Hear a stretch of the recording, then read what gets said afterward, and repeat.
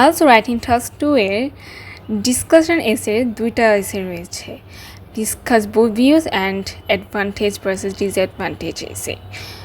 তো আমি আজকে ডিসকাস বোথ ভিউজ নিয়ে একটু আলোচনা করব। ডিসকাস বোথ ভিউজ আমরা কী করে বুঝবো যে এটা ডিসকাস বোথ ভিউজ? আপনার কোশ্চেনের নিচে একটা দেওয়া থাকবে যে discuss both views and give your own opinion.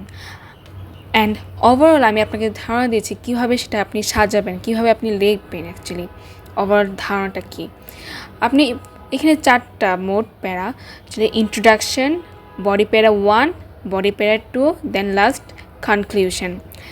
First ইন্ট্রোডাকশনে আপনি প্রথমে কোয়েশ্চেনে যে দুইটা ভিউজ নিয়ে কথা বলা থাকবে, ওই দুইটা ভিউজ যেটাই দেওয়া থাকবে ওইটা আপনি প্যারাফ্রেজ করবেন। প্যারাফ্রেজ মিনিং আমরা সকলেই জানি যে কোয়েশ্চেনে যেটাই দেওয়া থাকবে সেটা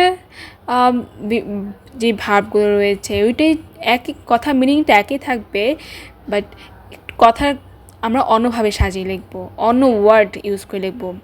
that is meaning of synonym use করে অ্যাকচুয়ালি লিখবো। এটাই হচ্ছে প্যারাফ্রেজ।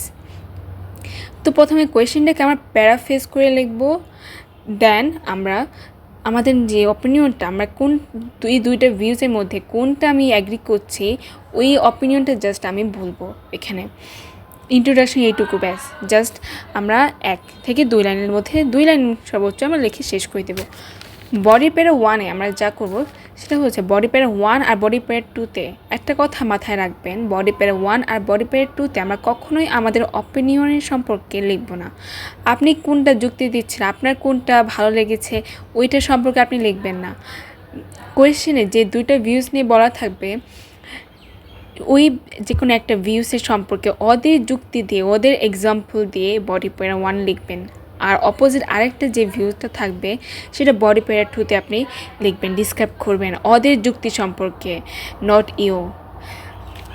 দেন লাস্টলি কনক্লুশনে আপনি আবার ওভারঅল আপনি এটা প্যারাফ্রেজ জাস্ট করে দেবেন, কোয়েশ্চেনটাই আবার একটু প্যারাফ্রেজ করে দেবেন, আর আপনার অপিনিয়নটা কোনটা আপনি অ্যাগ্রি করছেন ওইটাই বলে দেবেন। জাস্ট এইটুকুই। ধন্যবাদ।